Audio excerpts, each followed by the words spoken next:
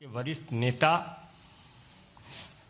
और केंद्रीय मंत्री माननीय प्रकाश जावड़ेकर जी आपको संबोधित करेंगे। बगल में हमारे राष्ट्रीय प्रवक्ता श्री के शर्मा जी हैं। मेरा विनम्र निवेदन है माननीय प्रकाश जी से कि आपको संबोधित करें। नए साल की सबको शुभकामनाएं। पिछला साल कोरोना से शुरू हुआ, लेकिन इस साल वैक्सीन से शुरुआत हुई है।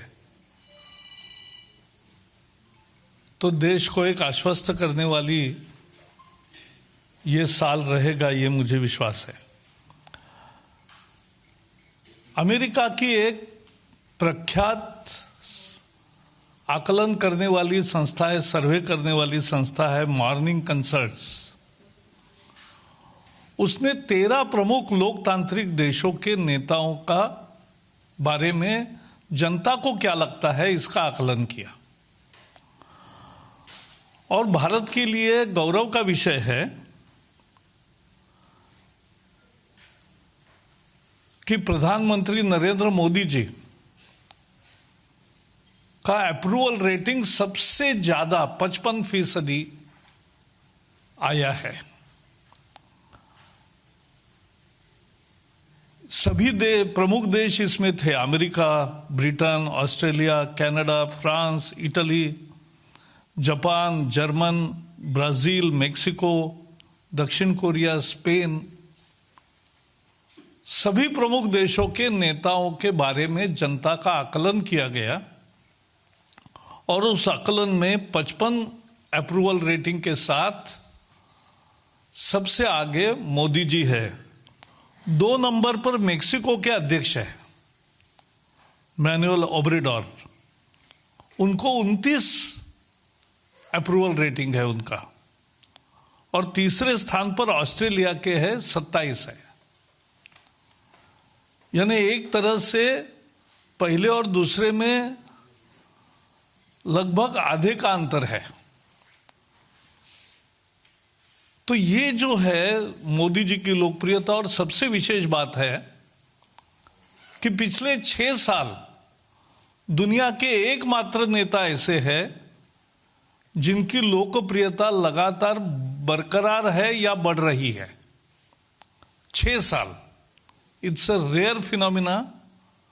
ये दुनिया में ऐसा नहीं होता। कभी सफलता रहती है, कभी विफलता आती है, कभी रेटिंग बढ़ता है, कभी कम होता है।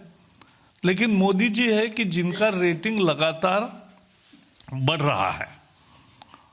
गैलप इंटरनेशनल ने भी एक सर्वे किया था, तो जिसमें आया था कि 91% भारतीय मानते हैं कि कोविड के बारे में मोदी जी ने जो किया है काम वो बहुत अच्छा है। सी वोटर और IANS ने भी सर्वे किया है, उसमें 75% लोगों ने कहा है कि कोविड के बारे में मोदी जी की रणनीति बहुत सफल रही है। वर्ल्ड हेल्थ ऑर्गेनाइजेशन ने भी प्रशंसा की है। आपको मालूम है उनके विभिन्न कामों के लिए विभिन्न दुनिया के अवार्ड से उनको नवाजा गया है।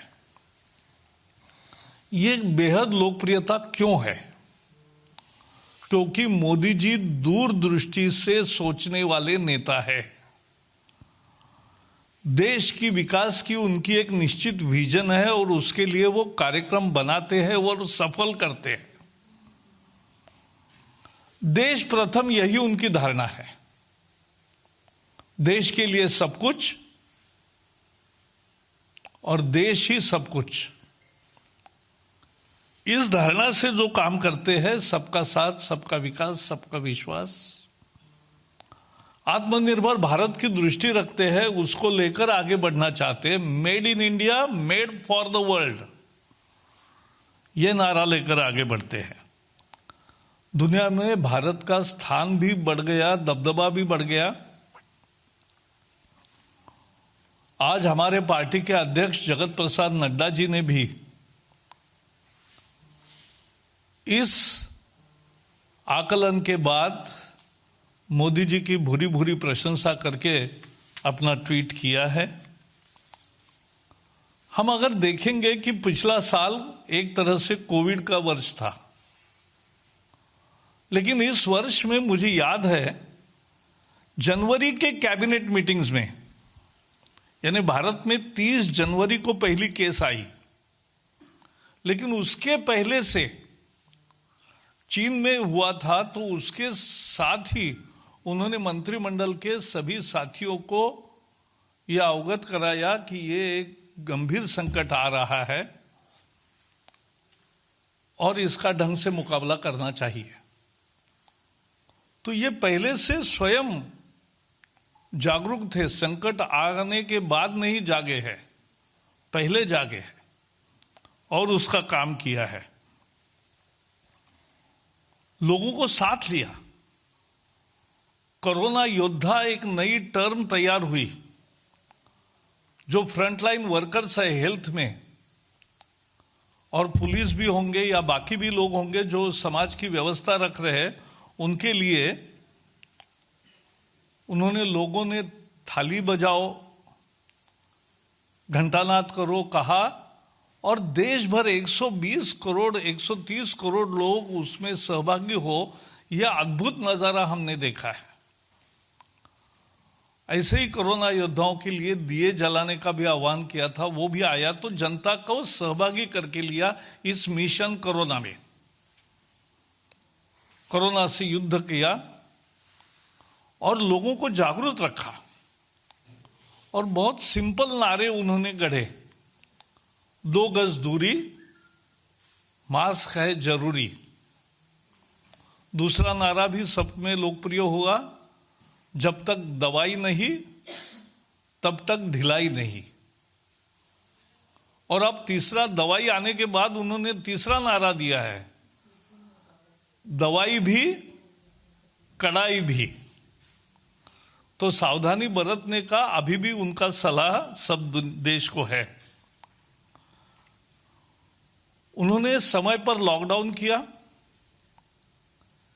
इसलिए देश का नुकसान कम हुआ, नहीं तो 130 करोड़ के देश में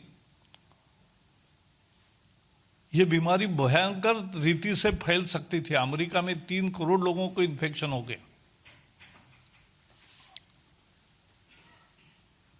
हमारा कितना हो सकता था। और आज दुनिया का सबसे ज्यादा रिकवरी रेट 97% यह भारत का हो गया। यह प्रधानमंत्री की दूरदृष्टि की सोच और नियोजन योजना, ये जिस तरह से किया उसके कारण यह हुआ है। हमारे यहां पीपीई नहीं बनता था, पर्सनल प्रोटेक्टिव इक्विपमेंट, मास्क नहीं बनता था, वेंटिलेटर नहीं बनते थे। आज ये सब देश में बन भी रहे हैं और बाहर भी अन्य देशों को हम दे रहे हैं। इतनी बड़ी, कितने लोगों को संक्रमण होगा पता नहीं था, तब उन्होंने बेड्स की योजना की, आइसोलेशन के बेड्स भरपूर हो, आईसीयू के बेड्स भरपूर हो, और उसके साथ साथ सभी स्वास्थ्य सेवा को इकट्ठा करते हुए नई योजनाएं भी की कि रेलवे के डिब्बे में भी अगर जरूरत हो तो कुछ मरीजों को रखा जा सकेगा। इस तरह की योजना करी, ये दुनिया में कहीं नहीं हुआ, वो उन्होंने करके दिखाया। दुनिया को पूरी दवा दी, हमारी हाइड्रोक्सो क्लोरोक्विन और बाकी भी दवाएं जो भारत की वैक्सीन्स और बाकी उपयोगी थे इस ट्रीटमेंट में, वो 80 से अधिक देशों में उसको रवाना किया। आज भारत शायद एक देश है कि जहां 4 वैक्सीन्स लाइन में तैयार हो रहे हैं। एक कल मान्यता मिली है इमरजेंसी प्रयोग के लिए सीरम के कोविशील्ड को, फिर भारत बायोटेक का आ रहा है, झाइडेक बायोटेक का है, और रशिया का जो स्पुतनिक आया है उसका भी हेटेरो कंपनी कर रही है। तो पूरी व्यवस्था देश भर में, उसका कोल्ड स्टोरेज की व्यवस्था, उसके ड्राई रन की व्यवस्था, आज पूरे देश भर में ड्राई रन हो रहा है। एक ऐप होगा, आप सभी लोग भी फ्रंटलाइन ही है एक तरह से, आपको केवल रजिस्टर करना है, फ्रंटलाइन वर्कर को प्रायोरिटी है, आपको नंबर आएगा, उस स्थान पर जाके आपको टीका लेना है। तो इतनी सुचारू व्यवस्था, ये सब उनके नेतृत्व की एक परिचय इस एक वर्ष के संकट में मिला है। क्योंकि कोरोना जैसे संकट में सामना करते समय नेतृत्व की एक तरह से परीक्षा होती है, और इस संकट का जिस तरह से मोदी जी ने मुकाबला किया, उनकी लोकप्रियता और बढ़ी है। और इसलिए मैं मानता हूं कि ये पुरस्कार, आकलन और सर्वे का जो नतीजा है वो बहुत महत्वपूर्ण है। वो दिखा रहा है कि भारत आज किस पोजीशन में है और मोदी जी कितने समर्थता से इसका नेतृत्व कर रहे हैं, दूरदृष्टि से योजना कर रहे हैं, कमिटमेंट के साथ काम कर रहे हैं। और इसलिए दुनिया में आज इतने बड़े देशों के, लोकतांत्रिक देशों के प्रमुखों में उनका स्थान लगातार बरकरार भी है और लोकप्रियता बढ़ रही है। यही आज मुद्दा था। जस्ट अंत में कहूंगा कि उनको केवल 1-2 साल में जो पुरस्कार मिले, वो भी अगर ध्यान रखेंगे कि global goalkeeper award Melinda Gates foundation ने, जो हमने शौचालय से लेकर सभी स्वास्थ्य सेवाओं में जो आयुष्मान भारत से लेकर काम किया, उसके लिए दिया। King Hamad Order of Renaissance, पूर्व खाड़ी के सभी देशों के साथ जिस तरह से संबंध बनाए, मालदीव का भी निशान इजुद्दीन, ये बहुत बड़ा अवार्ड उनको मिला। ऑर्डर ऑफ सेंट एड्रयूज अपोस्टल, ये भी अवार्ड से उनको नवाजा गया। ऑर्डर ऑफ जायद, ये संयुक्त अरब अमीरात ने उनको पुरस्कार दिया। सियोल शांति पुरस्कार मिला 2018 में, 2 साल पहले, वो भी आपको मालूम है। और फिलिप कोटलर प्रेसिडेंशियल अवार्ड मिला। तो ये सारे अवार्ड बयां यही करते हैं कि एक सक्षम नेतृत्व भारत को मिला है, एक दूरदृष्टि का नेतृत्व मिला है, और उस नेतृत्व के तहत भारत एक तरक्की तेजी से आगे बढ़ रहा है और विश्व में एक प्रमुख ताकत बन के उभर रहा है। अब तो स्थायी समिति का भी यूएन में वो अस्थायी सदस्य बन गया है। तो भारत का रोल विश्व में भी रहेगा और भारत की तरक्की और आगे बढ़ेगी। यही मुझे लगता है इस जो मॉर्निंग कंसल्ट संस्था के द्वारा किए गए सर्वे का यही अर्थ है, यह हमें समझना चाहिए। मुझे इतना ही कहना है आज। जी, इस विषय पे कुछ है तो पहले पूछे, फिर बाद में।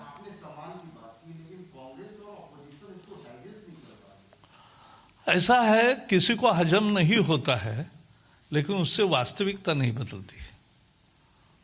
देश के दिलो दिमाग में लोगों के मोदी जी बैठे हैं और बहुतर लोग, ज़्यादा से ज़्यादा लोग उनको पसंद करते हैं।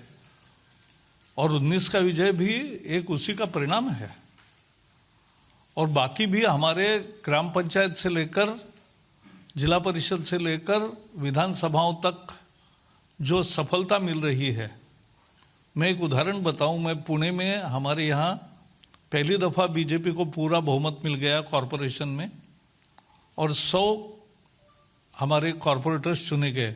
मैंने हर एक से बात की, हर एक को पूछा कि जहां हारते थे वहां वोट कितने मिले, जिस विभाग में हारते थे आप, बीजेपी को कम वोट मिलते थे तो कितने हुए, तो वहां बढ़े, बोले झुग्गी झोपड़ी में बढ़े, यहां बढ़े। तो मैंने कहा क्यों, गरीब बस्तियों में बढ़े। तो मैंने कहा क्या कारण है, तो बोले मोदी। एकमात्र कारण गरीब को लगता है कि देश का भला अगर होना है और हमारा भी उन्नति कुछ होना है तो मोदी जी सक्षम नेतृत्व है, तो वो नगर निगम के चुनाव में भी मोदी जी एक रेफरेंस पॉइंट होता है, यह हमें समझना चाहिए। सर, कोरोना की वैक्सीन हराम या हलाल, इस पर बड़ी एक बहस छिड़ गई है और कंफ्यूजन क्रिएट किया जा रहा है पूरे देश में। इस पर बातचीत हुई है? मुझे इसका, मैं टेक्नोलॉजी का आदमी नहीं हूं इसमें, ये तो हर्षवर्धन जी बताएंगे, लेकिन एक सत्य है, अपनी वैक्सीन कारगर है और दुनिया भी इस्तेमाल कर रही है, और हमारे यहाँ भी बाकी जो भी आएगी वो भी परीक्षण के बाद ही आती है, तो वो सेफ, इसमें देखना होता है कि सेफ वैक्सीन है कि नहीं। तो अपनी जो भी वैक्सीन आएगी और रहेगी वो सारी ये रहेगी।